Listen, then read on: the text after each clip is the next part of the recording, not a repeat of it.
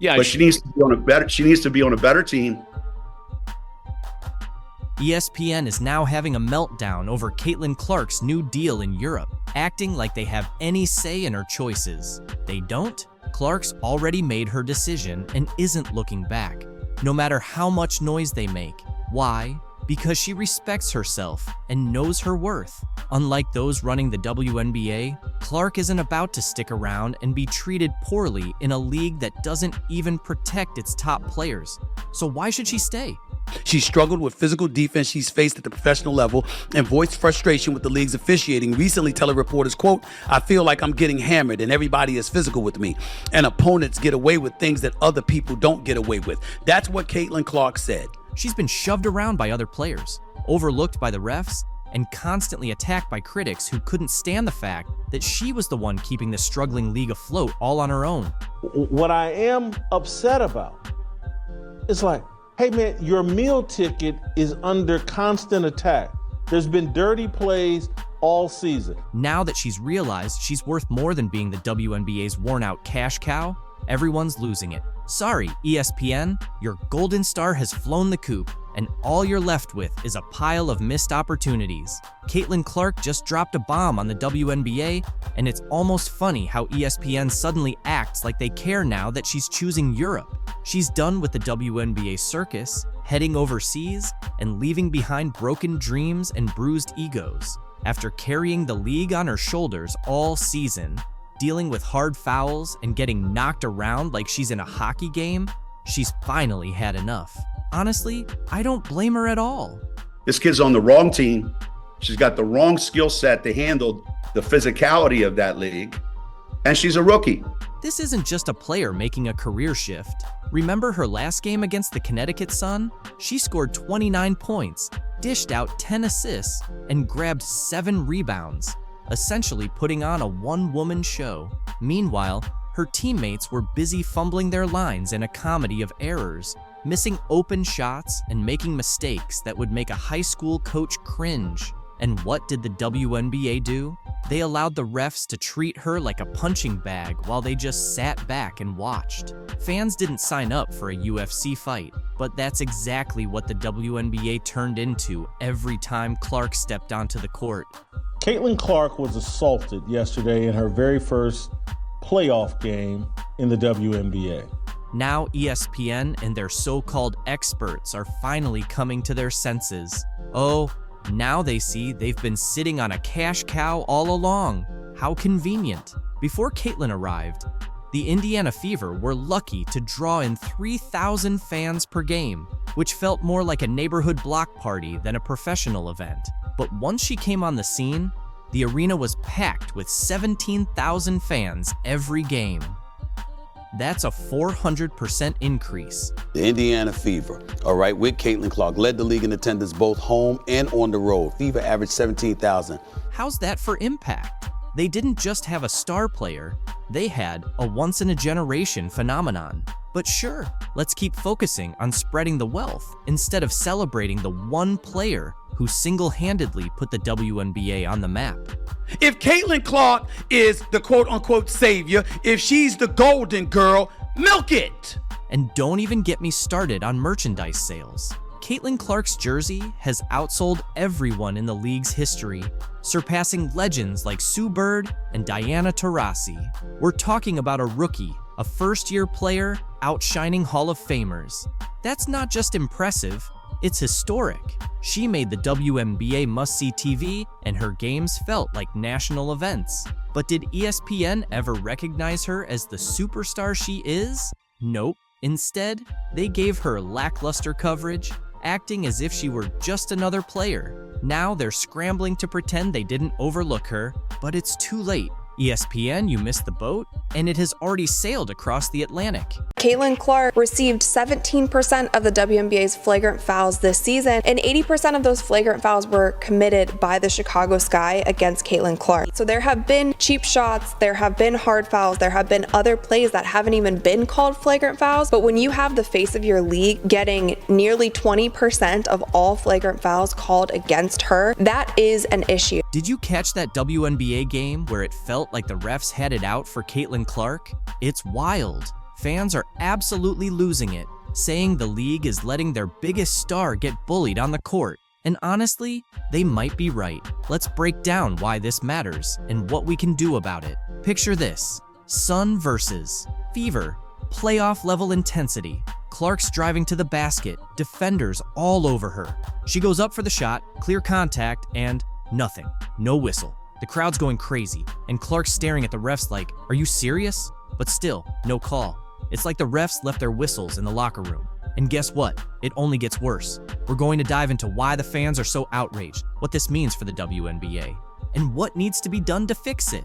Some of the things happening behind the scenes? You won't believe it. The league's got a serious issue, and it's time we talk about it. Now, if you think you've seen mad sports fans before, think again. Caitlin Clark's fans aren't just angry, they're practically ready to storm WNBA headquarters. So, what's making everyone so upset that people are saying this could change the future of women's basketball? Just imagine your Twitter feed blowing up with all caps rants, Instagram flooded with heated reaction videos, and Facebook groups turning into full-on virtual battlegrounds. Superstars are going to get a special whistle, and they should, protecting their one superstar who brought in more eyeballs than anyone else has ever done in the league. She should have a special whistle. Calls like this should be made, should be reviewed, because at the end of the day, it's not just the sport, it's the entertainment of the sport, and you need to protect your superstars, and the WNBA has not done well this entire season. This is what's going on in the WNBA right now. Fans are absolutely outraged over how the refs are handling these playoff games. And it's not just a few hardcore fans either. It's turned into a full-blown revolt. So what's causing all this frustration? It comes down to how the officials are treating the league's top stars, especially Caitlin Clark. Fans are furious, saying that the refs are letting defenders get away with everything when it comes to Clark. She's getting pushed, shoved, and knocked around without a single call being made. It's like the refs are taking a break every time she drives to the hoop. One fan put it perfectly: if the game isn't called fairly, we can't win. The WNBA should be ashamed. And that's the feeling that's all over social media right now. People are angry because they think the league isn't protecting its biggest stars, the players that fill seats and get people watching. But here's where it gets even crazier. This isn't just about one game or even one player anymore. Fans are saying this whole referee issue could actually hurt the future of the WNBA. They're worried that if star players like Clark can't perform because they're constantly getting fouled with no calls, it's going to slow down the growth of the league. And what's even wilder, some fans are predicting that this could tank viewership for the rest of the playoffs. They're asking, why should we watch if the games aren't fair? It's like the league is ruining its own momentum right at a time when it should be celebrating its success. I'm gonna go out on a limb here and say that I do think that this was a basketball play, but I think it was a careless basketball play. I wouldn't go as far to say that I think Dejanay Carrington poked her in the eye on purpose. A lot of people are also saying that the WNBA needs to overhaul the referees, that they have just been absolutely awful this season. However, I do think that she was reckless when she was going for the steal. She didn't care where her hand landed. Important responsibility, ensuring fair games, and letting the stars shine. But it's more than just frustration over bad calls. There's real fear about how this could impact players' careers and the loyalty of the fan base. Imagine being an up-and-coming player in the WNBA and watching how Clark is being treated. What message does that send about your future? Fans are concerned that this might discourage the next generation of talent from even wanting to join the league. And for the die-hard supporters who've been with the WNBA since the beginning, they're feeling betrayed. Like, all their dedication doesn't mean anything. But the problem runs deeper than just how the players feel. This whole referee situation is like a ticking time bomb for the WNBA. Some fans are saying it's exposing issues so serious, it could reshape women's basketball entirely. So why does this matter so much? It's not just about a few bad calls in a single game. This officiating chaos is putting player careers, game outcomes, and the league's entire reputation at risk. If the star players can't perform at their best because they're constantly getting fouled without any calls, How can they truly show what they're capable of? Not calling some of these fouls and not cracking down on some of these cheap shots and hard fouls that are so excessive, not only against Caitlin Clark, but against other players as well. People want to see a fast-paced, high-scoring, long-range shooting game from these women. People should know right off the bat, it shouldn't be the first round. The Indiana Fever is turning up the heat, and it's not just because they're pushing for a playoff spot. NaLyssa Smith and Caitlin Clark are caught in a bit of drama that could give your favorite reality shows a run for their money. If you thought The Real Housewives had enough tension, you might want to hear about the brewing rivalry between these two basketball stars. As the Fever gets ready for the playoffs, things in the locker room are getting heated, almost as fast as a three-pointer. NaLyssa, who used to be the face of the team, now feels like she's being overshadowed by the rising star, Caitlin Clark. It's like a sports soap opera playing out right on the court, with a mix of jealousy, competition, and just a hint of shade. So, what's really going on between NaLyssa and Caitlin? Is this a case of jealousy, or is it just good old competitive spirit? Can they work together without it turning into a full-on showdown? Grab your popcorn, because this isn't just about basketball anymore. This is shaping up to be the biggest storyline in the WNBA right now. Anti-white hate towards Caitlin Clark is exactly that. But I could guarantee you, if Caitlin Clark would take a knee and she would salute BLM, that all of this might dissipate overnight. But because she has not done that, here we are. Tommy's right. It's not just race, though. It's also sexuality. Caitlin Clark is a white heterosexual woman in a black league, and they resent and are jealous of all of the attention and the shoe deal that she got. Instead of recognizing the truth, which is great athletes who people care about coming into your league really do make everybody more money, and hey, get you charter airplane flights instead of flying commercial. The Indiana Fever locker room is like a pressure cooker about to burst. What was once a place of team unity and support now feels more like a battlefield full of drama. A divide is formed, splitting apart a team that used to be united by a common goal. At the heart of this tension is a rivalry between two of the team's brightest stars.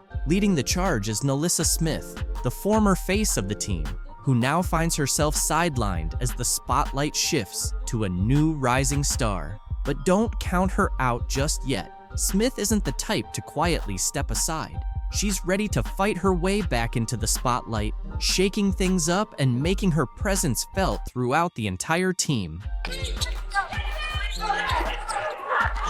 Clark off the Smith screen, goes back for Smith, wide open at the foul line, and Smith cashes it. That screen doubled Caitlin. She didn't get phased and gave it up quickly.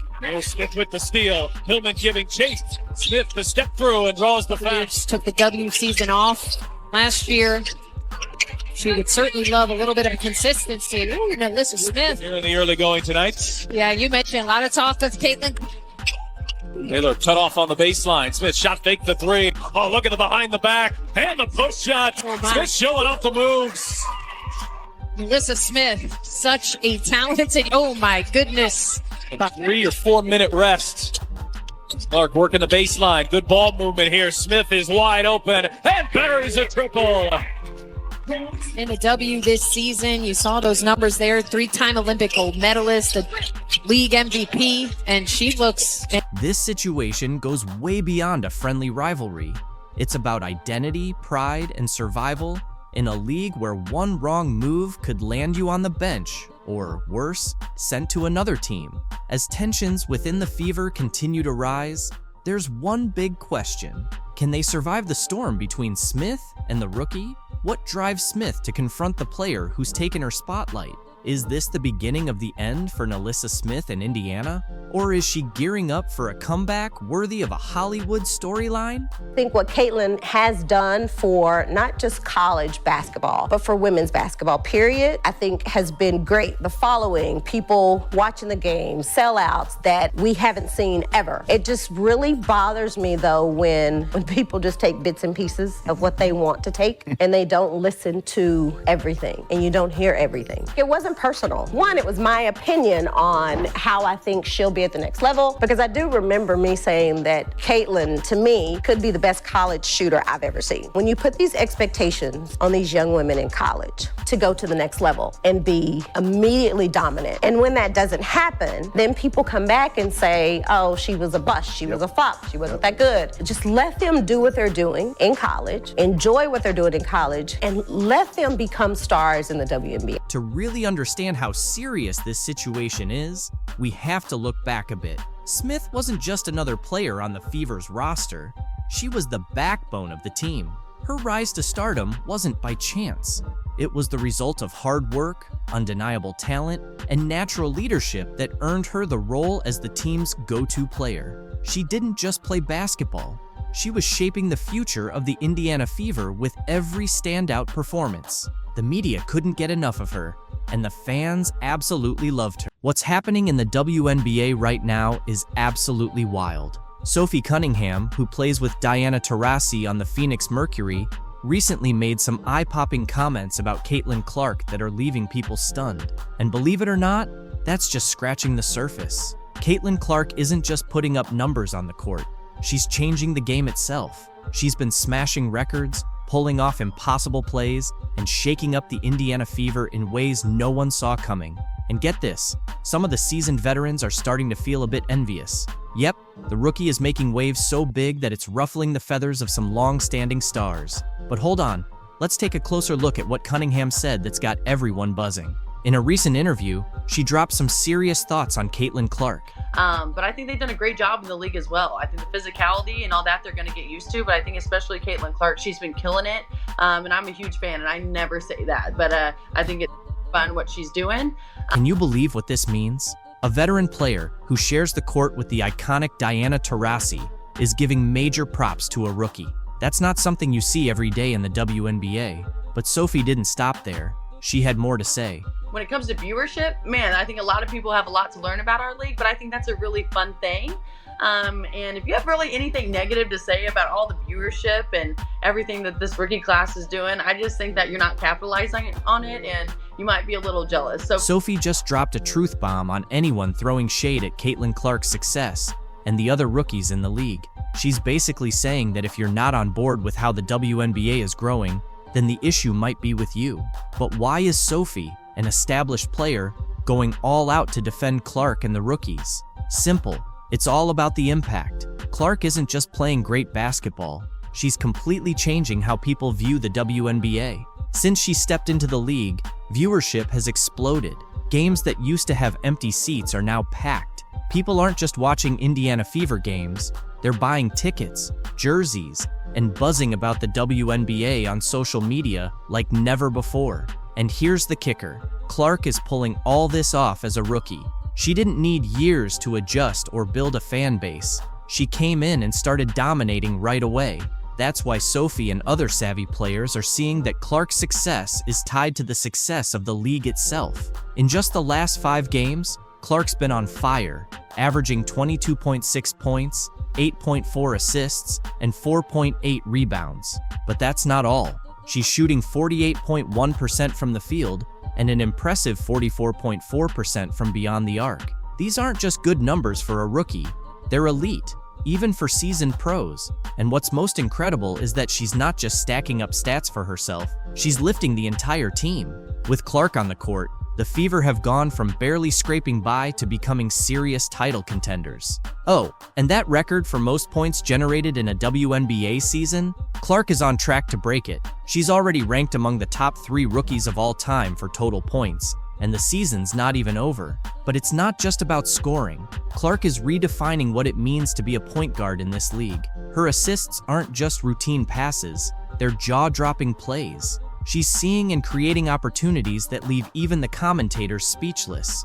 And here's the wild part. She's doing all of this against defenses that are built specifically to shut her down. Entire teams are shifting their strategies just to contain Caitlin Clark, but she's still out there dominating. That's why veterans like Sophie Cunningham are so impressed. Clark isn't just excelling. She's changing the entire game. She's pushing teams and players to evolve. And in doing so, she's raising the level of competition across the WNBA. let's dive into something Cunningham brought up that's been stirring the pot in the league: the jealousy and criticism aimed at Caitlin Clark. Sounds crazy, right? A rookie making such a huge impact that it's got veterans feeling envious. But that's exactly what's happening. Some players, and even some fans, are complaining about all the attention Clark's getting, saying it's overhyped or that she's stealing the spotlight from more experienced players. But let's be real, this is just plain jealousy. As Sophie Cunningham wisely pointed out, those who are grumbling about the attention Clark is bringing to the league are missing out on the bigger picture and maybe feeling a bit envious. She's absolutely right. Clark's success doesn't take away from any other player's value. In fact, the more attention the WNBA gets, the better it is for everyone. More fans mean more revenue, which can lead to higher salaries, better conditions, and more opportunities for all players. Clark is literally expanding the league's market. She's attracting new fans, people who might never have watched a WNBA game before. And once they're hooked, they're not just watching Clark, they're getting introduced to all the incredible talent the league has to offer. That's why smart players like Cunningham are embracing the Caitlin Clark phenomenon. They understand that when one player shines, it benefits the whole league. Clark's success is lifting the WNBA to new. Today, we've got some serious drama to break down. The situation between Caitlin Clark and a Connecticut Sun fan has been leaked, and now Teresa Weatherspoon is the latest coach to lose her job. Let's dive in. First up, let's talk about Caitlin Clark and what went down at the Connecticut Sun game. Even though the Fever season is over and Clark's off the court, the drama isn't cooling down. A lot of WNBA veterans and players are blaming Caitlin Clark's fan base for all the hate that's been going around. But come on, can we really put all of this on Clark's fans? Did you see what happened at the Sun game? It wasn't just a random fan. This guy had media credentials and was harassing Clark from the front row. The whole incident got leaked online, and now we've got more details to unpack. Clark ended up calling out the fan to security after he apparently crossed a line.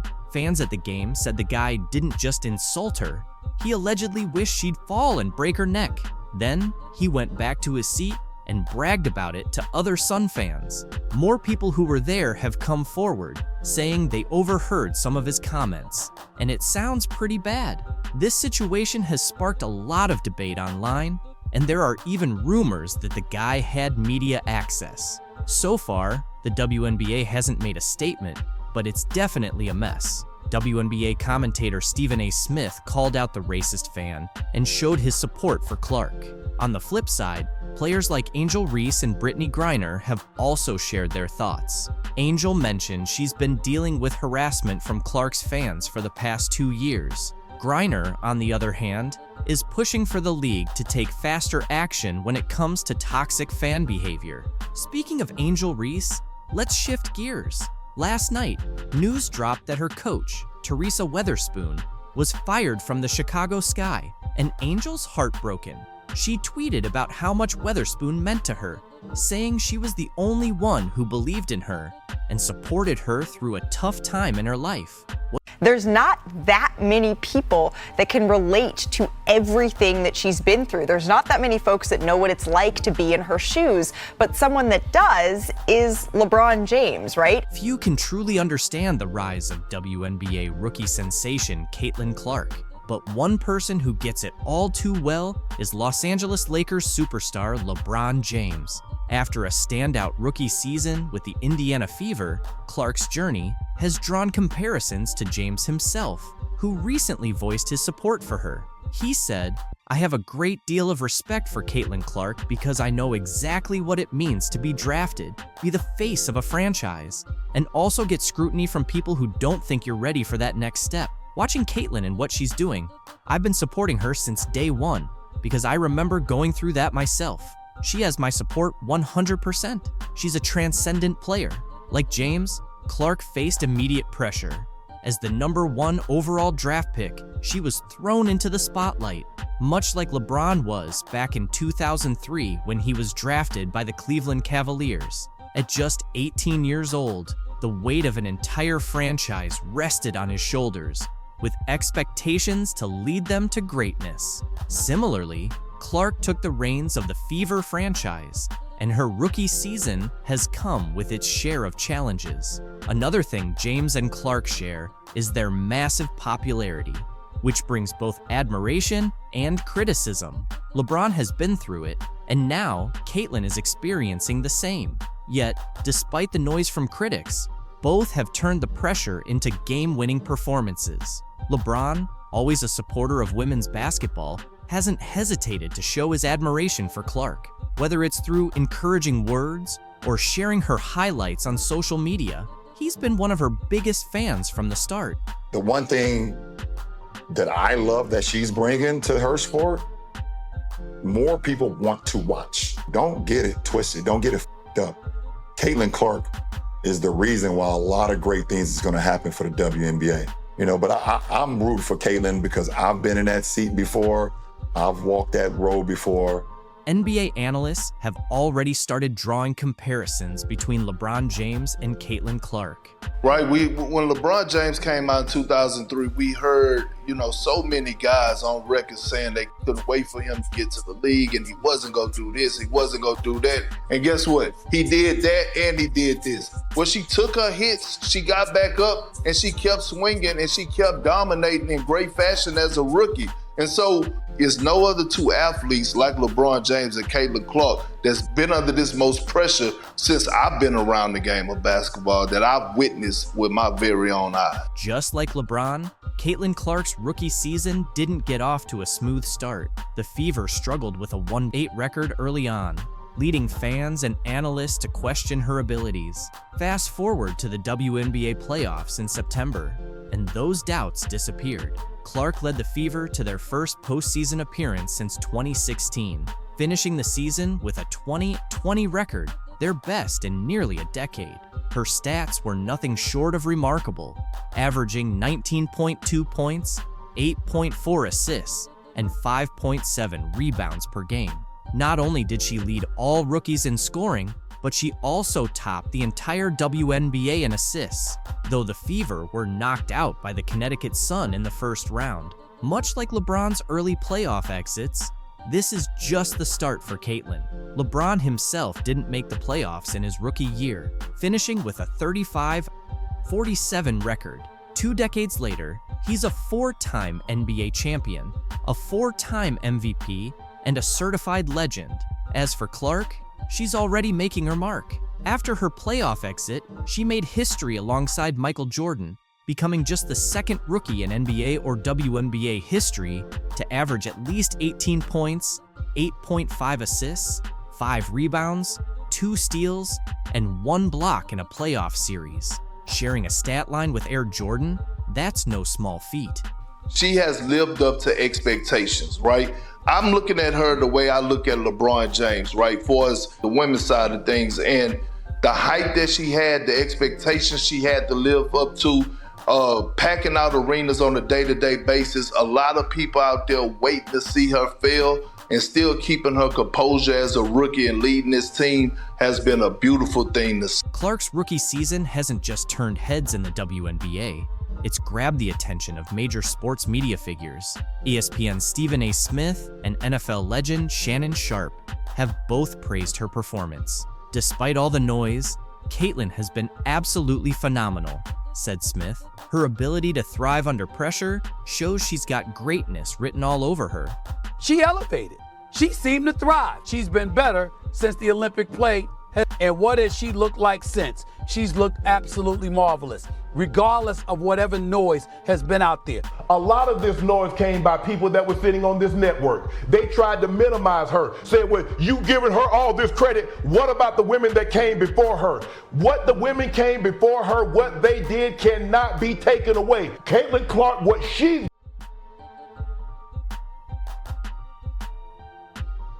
Caitlin Clark has some big news that's sure to create a stir in the WNBA. But let's face it, are we really surprised? Many fans have been watching just to see her take charge in the league this season.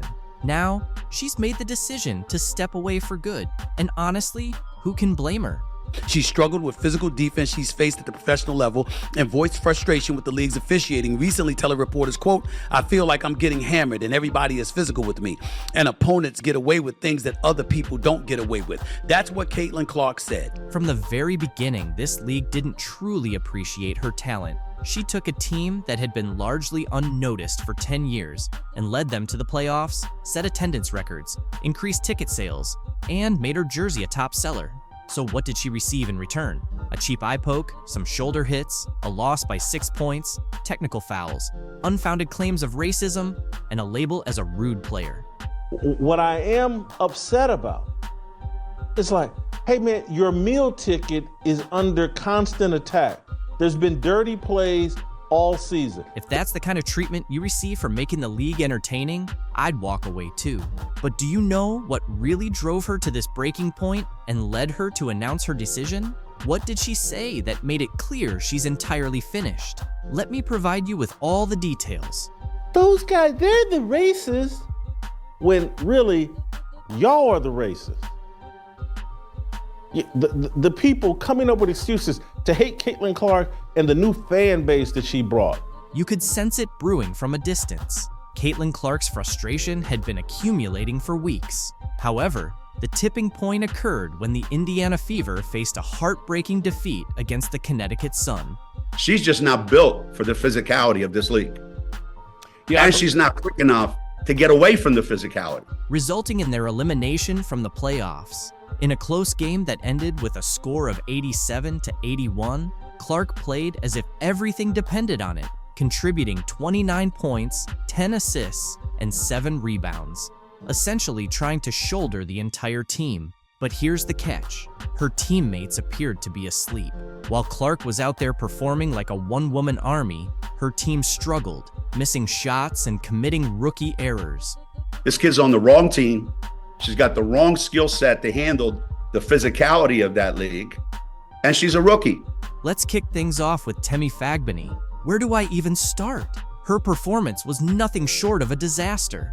She made some critical errors, including a shot clock violation at a crucial moment when the Fever were trying to gain momentum. When she wasn't just standing around looking confused, she went 0 for 3, practically gifting the ball back to the Sun. Honestly, don't you agree with Gino when he said, "Yeah, but she needs to be on a better team." But hold on, because Victoria Vivians didn't perform any better. As a veteran who should excel under pressure, she instead chose to go missing, scoring only 6 points with a shooting percentage of 2 for 10. Seriously, 2 out of 10? She wasn't just missing, she was clanking wide open opportunities that even I could have made. Then there's Kelsey Mitchell, usually a reliable scorer, who picked the absolute worst moment to disappear. She ended with 9 points on 3 of 12 shooting. For someone who was expected to be one of Indiana's top scorers, she appeared completely lost, hesitating and passing up shots. When she finally did take a shot, they turned into air balls. It was like she had stage fright just when the Fever needed her to step up. Caitlin Clark was assaulted yesterday in her very first playoff game in the WNBA. Watching everything unravel around Clark while she was giving it her all was painful. Each time she made a clutch, three-pointer, or executed an amazing play, her teammates seemed to fumble, handing the ball back to the Sun and giving Clark that helpless look, as if to say, "Oops, my bad." You could see it in her body language. Every missed shot and turnover felt like a punch to the gut. It's not that she didn't show up. She played a full 40 minutes of relentless, high-intensity basketball, pouring everything into the game, and yet it still wasn't sufficient. It's important that we point this out.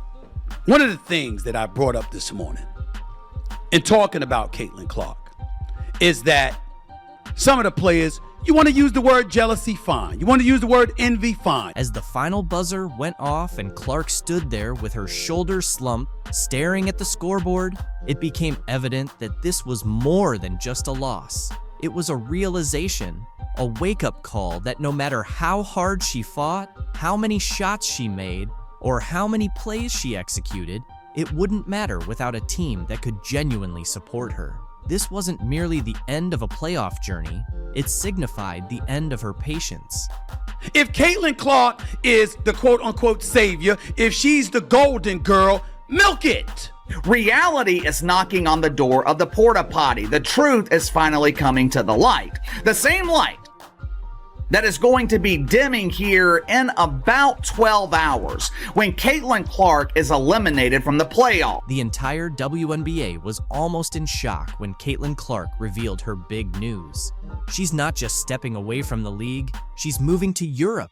That's correct. The most exciting rookie the WNBA has ever witnessed is packing her bags and saying, "I'm out." Can you really fault her after enduring all the relentless pressure, cheap shots, and endless nonsense? Clark has decided it's time to hit the reset button. This announcement came just days after the Indiana Fever's tough playoff exit against the Connecticut Sun. And honestly, it's not unexpected. After elevating her team to relevance without any support, this was bound to happen.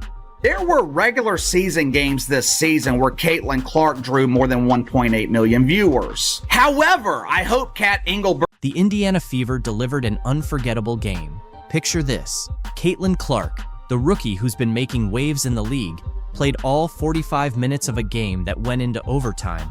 Yep, 45 minutes straight. And that's just the start. Clark didn't just lead the Fever to a tough 104-100 win over the Atlanta Dream.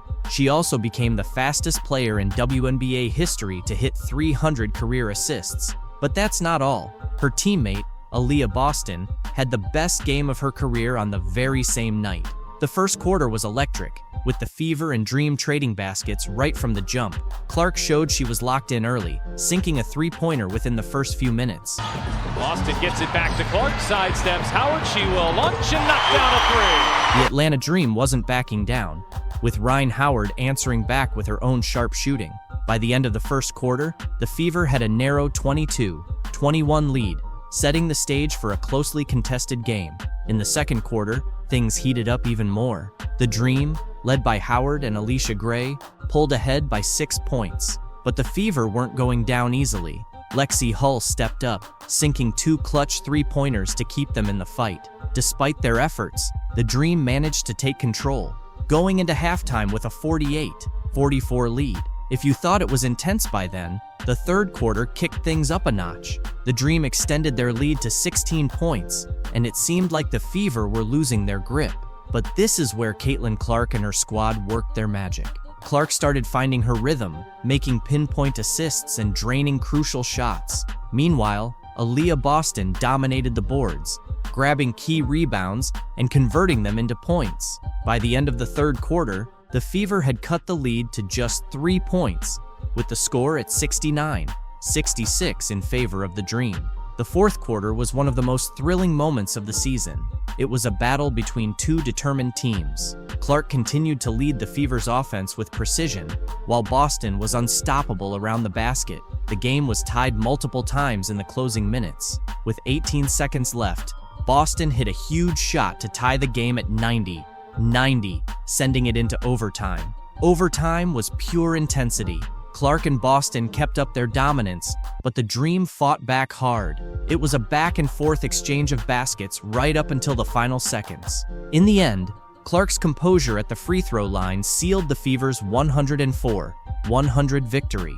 This game showed just how much the Indiana team is growing, and with the playoffs on the horizon, they're showing some promising signs. What can we even say about Clark that hasn't been said already? Well, here's one for you. She played all 45 minutes of the game. Unreal, right? But the numbers back it up. Clark wrapped up the night with 26 points, 12 assists, and 5 rebounds. That's not just a double-double, it's complete court control. And the biggest highlight? She became the fastest player in WNBA history to hit 300 career assists. We're talking about a rookie shattering records that seemed untouchable. Her court vision is something else. If Clark was the conductor, Aaliyah Boston was the unstoppable force. Boston had the game of her career, dropping 30 points and grabbing 13 rebounds. Another double-double, but more than that, it was pure dominance. She was a force in the paint, turning Clark's assists into easy buckets and creating second chances with her offensive rebounding.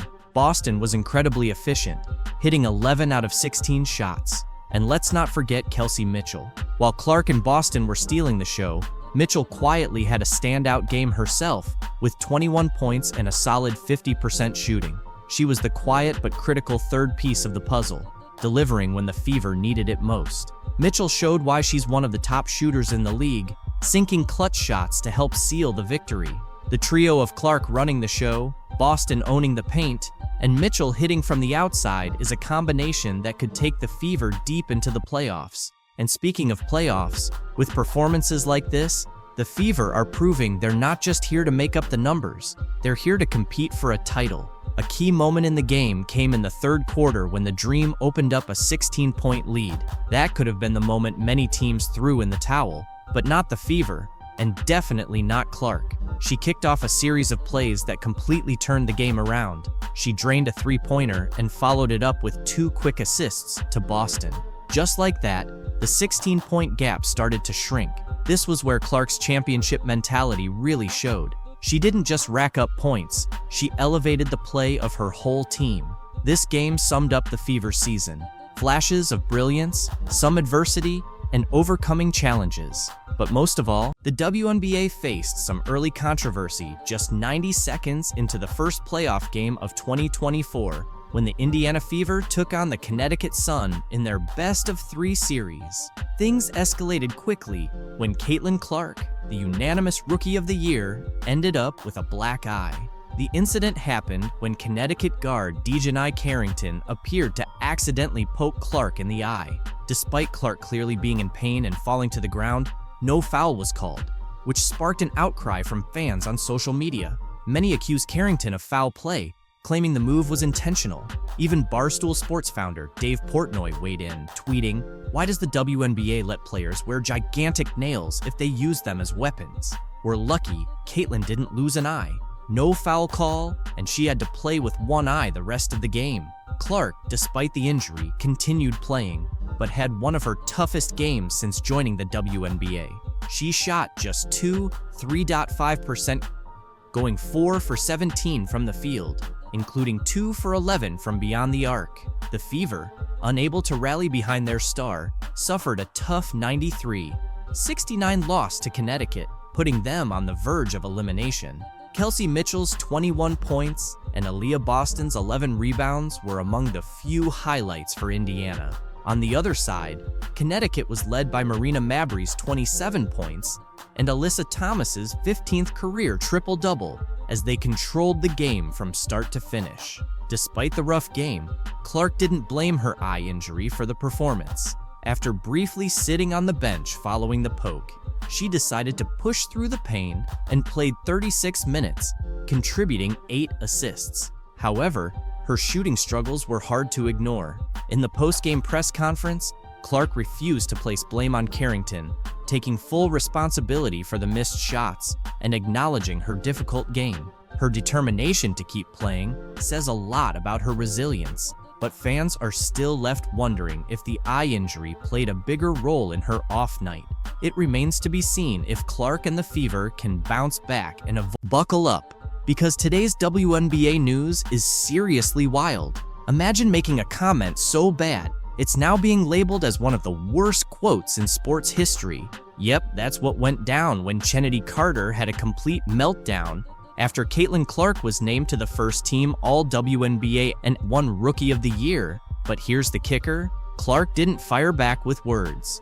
She let her game do all the talking, and trust me, you won't believe how she responded. So get comfortable, because we're diving into everything. From Carter's outburst to Clark's stunning response. Caitlin Clark's rookie season? Absolutely legendary.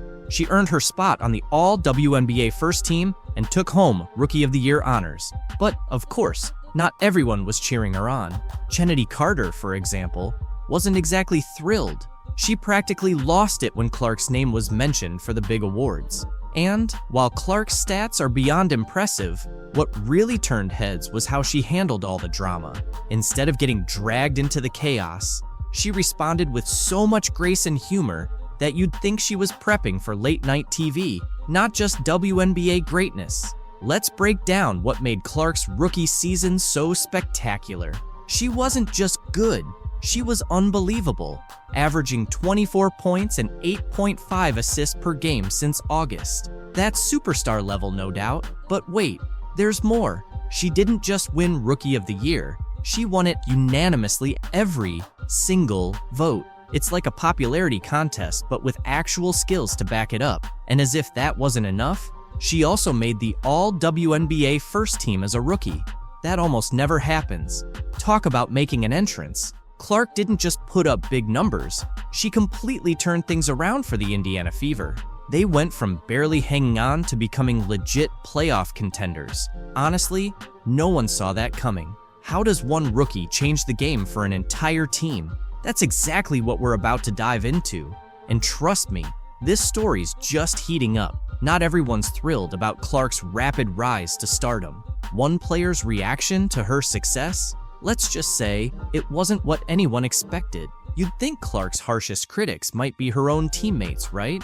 After all, locker rooms are full of competition. Wrong. The most intense criticism actually came from someone who's never even played against her. And let me tell you, this one didn't just miss. It backfired big time. Enter Chennedy Carter, a WNBA player who decided to throw some serious shade at Clark. Carter didn't just question Clark's skills. She went straight for the jugular, saying, besides three-point shooting, what else does she bring to the table? Hold up, that's like saying, besides saving the world, what else does Superman do? It was a pretty wild take, and fans weren't having it. Carter's comment didn't just fall flat.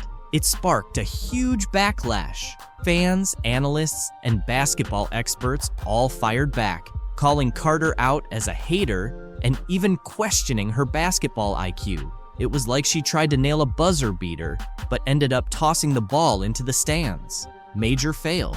Now maybe you're thinking, did Carter have a point? Was there something behind her criticism? Well, the answer came quickly, and it was a big no. Clark didn't bother with a war of words. Instead, she responded in the best way possible by showing everyone what she's made of on the court. Shortly after Carter's comment, Clark made WNBA history by becoming the first rookie to record a triple-double, 19 points, 13 assists, and 12 rebounds. That's not just a good game, that's a sit-back-and-watch-me level of performance. And Clark didn't stop there. She kept leading her team, consistently racking up assists, and turning heads every time she played. The Indiana Fever transformed from a struggling squad into a must-watch team, with some even saying Clark was putting the WNBA back on the map. She was making people pay attention to women's basketball in ways that hadn't been seen in years. What really sets Clark apart, though, isn't just her skills. It's the way she handled the whole situation. After her record-breaking triple-double, she didn't fire shots back at Carter. No gloating, no snarky social media posts. Instead, she took the high road and thanked her teammates for their support.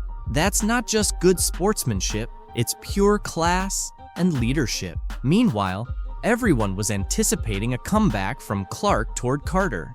They expected some trash talk, a clever quip, or something to stir the pot. But nope, Clark was focused on business. Instead of diving into any drama, she took to the court and dominated once again. Just look at her game against the Dallas Wings, where she effortlessly scored 35 points and led the league in assists, like it was just another day at the office. Talk about letting her performance speak for itself. Clark's coach, Christy Sides, wasn't shy about her faith in Clark either. After watching her play, she confidently stated that Clark should be taking at least 15 shots per game. That's not just trust, that's building an entire game plan around a rookie. How many rookies get that kind of responsibility right off the bat? Not many. But while the drama between Carter and Clark was stealing headlines, Clark was busy doing what she does best, playing basketball and leading her team. After each significant game and every record she broke, Clark consistently credited her teammates. She didn't hog the spotlight, she shared it. That kind of humility from a rising star is truly rare. And it's not just about her leadership on the court. Clark has single-handedly changed the narrative around women's basketball. No one is asking what she can't do anymore. Instead, people are talking about how she's revolutionizing the game. She's drawing in new fans, inspiring young players. The Indiana Fever just made a huge move that could shake things up for Caitlin Clark and her championship dreams. Kelly Krakoff, the mastermind behind their 2012 title, is back as president. If you're a Fever fan or someone who's been following Caitlin Clark, this is the moment you've been waiting for. But the big question is, can Krakoff build a winning team around Clark like she did with Tamika Catchings? Background in terms of growing up in the organization and understanding everything, the nuances around it, and certainly gives us great perspective. Krakoff has a reputation for building championship teams, but the pressure's on now. The Fever are leading the league in attendance, with Clark drawing in record-breaking crowds. The big question is, can Krakoff turn that energy into wins on the court? Will she make bold trades, shake up the coaching staff, or bring in fresh talent to help Clark chase her first championship ring? One thing's for sure, the Fever's future is about to get a lot more interesting, and fans won't want to miss a moment. Since Krakoff was last in charge, the team's had better days, especially in the seasons leading up to 2024. It's been a bit of a roller coaster, and now the stakes are higher than ever. The challenge? Build a winning squad around the electrifying Caitlin Clark. Clark isn't just another rookie. She's been a sensation, lighting up the court and practically selling out arenas by herself. With an average of over 137,000 fans at home games, the Fever now lead the league in attendance. It's the hottest ticket in town. But now that Krakoff is stepping back into the spotlight, all eyes are on her to do more than just ride this wave of popularity. Recently, she was the Indiana Fever's president as well as GM for nearly 2 decades. I think a lot of the opportunities that I've been given, To turn all the excitement into real success on the court, fans are pumped, but they're also craving more than just hype. They want a championship. So, can Krakoff build the powerhouse team Clark needs to bring that shiny trophy back to Indiana? No pressure, right? Kelly Krakoff is back as the Indiana Fever's president, and this isn't just a nostalgic return. It's a massive opportunity for the team's future. With her solid track record of building winning squads, everyone's curious about her next move. Will she shake things up by changing the coaching staff, revamping the roster, or maybe a bit of both? Whatever she does in the coming weeks could either boost Indiana's championship chances, or, well, let's just say it might not be as exciting. Her first big challenge? Figuring out what to do about head coach Christy Sides. Sure, Sides got the team back to the playoffs, which is a win, but let's be real, the defense struggled, ranking near the bottom of the league. That's not exactly championship material. Plus, Sides has been leaning hard on her star players, keeping them on the court for long stretches. And some of her in-game decisions, whether it's arguing with refs, protecting players, or calling critical timeouts, have raised eyebrows. There's definitely room for improvement. Krakoff's got a big decision to make. Stick with Sides and hope things improve, or bring in fresh blood to tighten things up. Either way, it's going to be interesting to see what happens. With Krakoff's experience, she was the WNBA's first ever director of basketball operations. She's got a serious edge when it comes to team building. She's like the Sherlock Holmes of talent scouting, always finding the right pieces to complete the puzzle. The Fever's roster is already looking bright, with stars like Caitlin Clark, Aaliyah Boston, and Kelsey Mitchell. But even a strong lineup needs a bit more firepower. The team could use a tough, gritty player who isn't afraid to bring some physical defense when things get tough. Krakoff might have to dig into the free agent market or work some trade magic to find that missing piece. Someone who can bring a little edge and keep the competition in check. And let's be honest, Clark, as amazing as she is, needs a breather sometimes. Finding a solid backup for her is key to keeping the offense running smoothly. Without one, it's like driving a race car without a pit crew. Things could unravel fast. Well, thanks, Gary. And after building the Indiana Fever into one of the WNBA's best franchises, Kelly Krakoff last December made history by joining the Indiana Pacers as the NBA's first assistant female general manager. Fortunately, Krakoff's experience with the Indiana Pacers, where she helped build a playoff team, shows she knows how to make smart decisions. She's great at finding players who not only fill in gaps, but also fit seamlessly into the team's culture, like puzzle pieces falling perfectly into place. Now, with Clark's electrifying performance at the center of it all, it's up to Kracoff to bring in the right supporting players. Everyone's watching to see if she'll pull. If Caitlin Clark is the star of the WNBA, things are about to get tough for the league once she's out of the playoffs. The reality is, the WNBA is in for a wake-up call. When Clark was out, ratings plummeted from 1.8 million viewers to just 161,000. Definitely concerning for Kathy Engelbert and the league. Clark's presence this season boosted everything: merchandise, ticket sales, and TV viewership. The Indiana Fever, once barely relevant, became playoff contenders, and her games consistently sold out. But now, here's the issue. Without Clark, the WNBA is struggling. Not a single playoff game has even reached 500,000 viewers in her absence. Without her star power, the league is left facing empty arenas and tanking ratings. It's become clear they put all their hopes on Clark, and now they're feeling the effects. Clark's influence extended beyond just the Fever. She set records in points, assists, and triple-doubles, and her energy lifted the whole league. Attendance shot up by 156%, TV ratings nearly tripled, and merchandise sales skyrocketed. She even drew in fans who had never paid attention to women's basketball before. But now that she's out, the league is facing a tough reality. Remember those packed arenas for her games? Without her, the venues are half full, and the excitement is gone. Even the top teams can't pull in 500,000 viewers. The WNBA is staring down not just a major drop in fan engagement, but a financial loss too. The NBA pours $200 million into the WNBA every year just to keep it going. But compared to the NBA's $3 billion in revenue, the WNBA's earnings are minimal. What's even more shocking is that the league hasn't properly marketed Clark. There have been no big commercials or major marketing campaigns.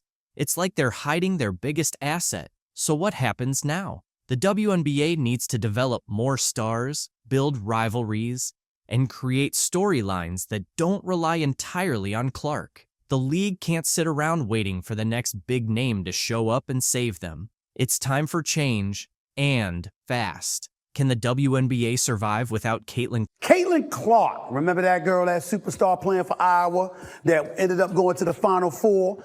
She's got one of the hottest selling jerseys in sports, y'all, according to Fanatics, led by the one and only Michael Rubin. The deal is the richest sponsorship contract for a women's basketball player.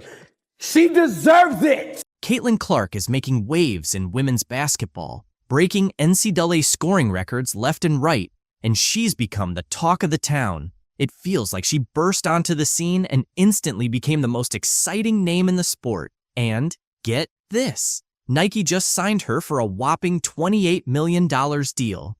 That's right, $28 million. But here's the strange part. Where's her signature shoe? With all that cash and buzz, you'd expect to see Caitlin Clark sneakers everywhere. But there's nothing yet. And believe me, there's much more to this situation than just a delay in footwear. Behind the scenes, there's a major showdown happening among top players in sports marketing, all trying to figure out how to best handle Clark's rise.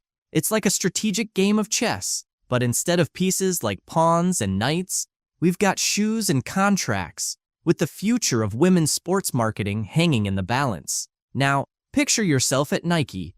You've got the most promising rookie in years, yet you're hesitating to fully support her. Why? Because there's an MVP in the league who still hasn't received her own signature shoe. How do you navigate this without stepping on anyone's toes? It's like Nike is caught in a high-stakes basketball chess match. Clark now has an 8-year, $28 million deal with Nike that will include her own signature shoe. Caitlin Clark continues to set the bar when it comes to her impact on female athletics. Go out there, compete with her, try to bust her up if you want to, and all of that stuff. Just don't hate on the acclaim that she's getting. On one hand, you have Caitlin Clark, the rookie sensation who's setting the court on fire. On the other hand, there's A'ja Wilson, the WNBA MVP who has been dominating the league. Both are phenomenal athletes, but only one can get their signature shoe first. It's a tough call. You'd expect Nike to rush out Clark's shoe, especially after signing her to a $28 million deal. But here's the twist. They're holding back. Why? It all comes down to balance. Launching Clark's shoe before Wilson's could stir up some serious drama within the Nike family. They find themselves stuck between a rock and a hard place. They want to take advantage of Clark's immense popularity, but they can't overlook Wilson's status as the reigning MVP. It's a tricky situation, and Nike is doing its best to avoid any missteps. Now, here's where it gets intriguing. An insider revealed that Nike's strategy has shifted. They used to make bold, decisive moves. Remember the just do it days? Now, it feels more like just think about it. They're so focused on managing public perception that they're playing it incredibly safe. This cautious approach isn't just about Clark and Wilson. It's reshaping how brands engage with rising stars in women's sports. Everyone's watching to see how Nike navigates this, and you can bet other companies are taking notes.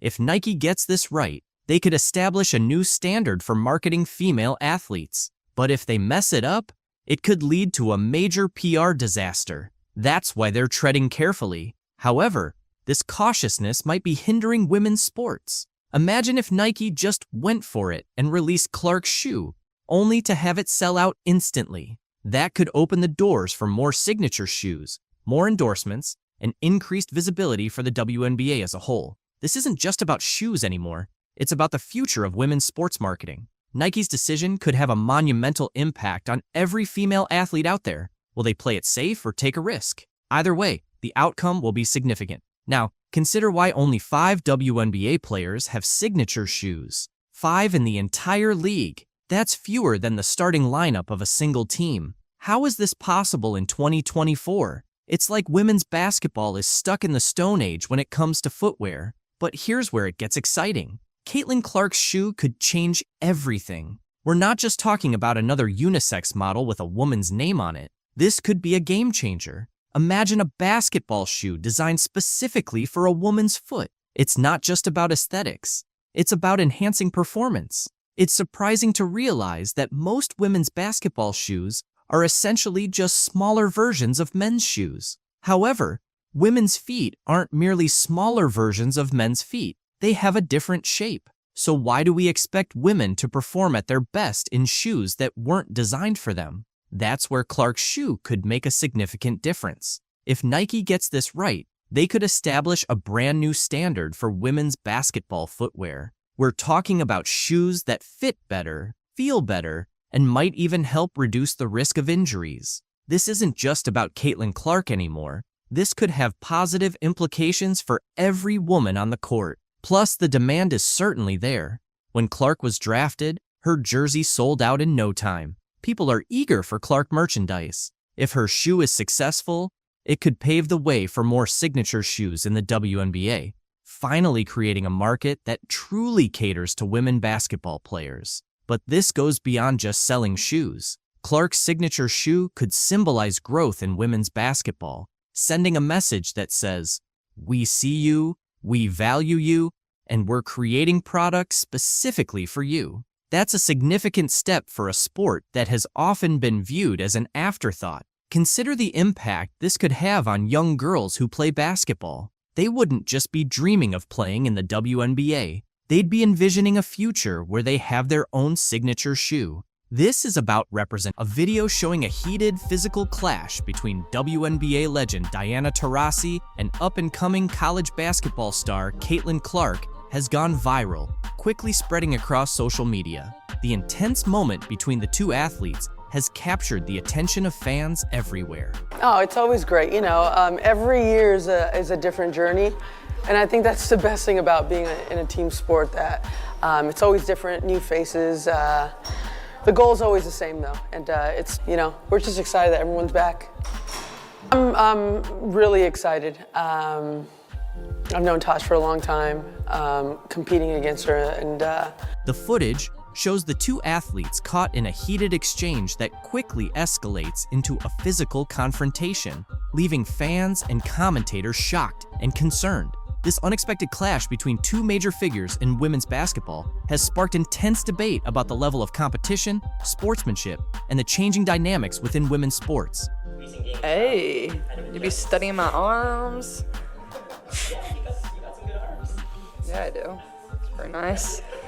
I think at times, like, yeah, I'm small, but like, I mean, I try to hold my own the best I can, and it's actually funny. We were playing live the other day, and I was backing down E-Dub, and E-Dub's like, man, I thought I was just gonna push you out of the way, but you're a little stronger than I thought. I was like, yeah, E-Dub, like, don't mess with me, like. The video, reportedly filmed during a highly anticipated exhibition game between a WNBA All-Star team and a top NCAA college team, captures a moment no one expected. What started as a routine play escalated into a tense showdown between Taurasi, known for her fierce competitiveness and no-nonsense attitude, and Clark, celebrated for her sharp shooting skills and fiery presence on the court. She's always been one of my favorites to play against. There's certain people that compete a certain way no matter what the score is, no matter how their season's going, and she's one of those players. And to bring that energy to our team and that type of competitiveness, I mean, there's not many players like her in the world. What she can do offensively, defensively, I've gotten to know her pretty well through USA camps, and there is a certain seriousness about her that's scary for everyone else. In the footage, the confrontation seems to start with a verbal exchange that quickly intensifies. While the exact words between Taurasi and Clark aren't clear, their body language shows that tensions were high. As the argument continued, things escalated, leading to Taurasi shoving Clark, who responded just as forcefully. It comes really quickly. You have to find a way to forge these relationships and this chemistry. And it starts with, today's brunch. It starts with going to San Diego today and starting our training camp, and we start forging those, really strong relationships that help you on the court.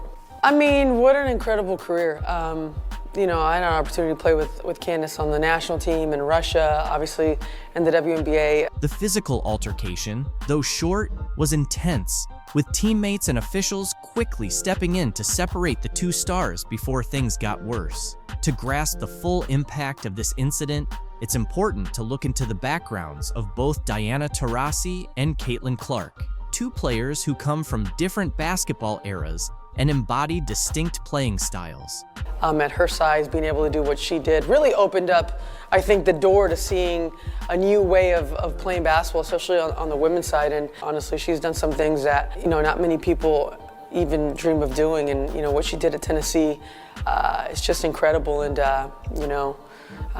what she's doing on the other side too now, being on TNT and opening all those opportunities for women. I mean, she's really a trailblazer in a lot of ways. Diana Taurasi, often regarded as the greatest female basketball player of all time, has had a legendary career spanning nearly 2 decades. A 3-time WNBA champion with the Phoenix Mercury, she's known for her incredible scoring ability, court vision, and leadership. Taurasi has also been a key player for the U.S. women's national basketball team, helping secure multiple Olympic gold medals and World Cup titles. Yeah, I mean, it's huge. Sometimes it's hard when you have training camp in the city. You have practice and then everyone goes and they're busy. But we're going to be in San Diego for 5 days and really get to know each other. We have a brand new group, and I think it'll be a great opportunity to get to know each other and start, building chemistry as a team. Taurasi's legacy in the game is solidified by her countless accolades, including multiple WNBA MVP awards, scoring titles, and numerous All-Star selections. Known for her fierce competitiveness and vocal leadership on the court, she's earned both admiration and criticism over the years. Caitlin Clark, meanwhile, is one of the brightest rising stars in women's basketball today.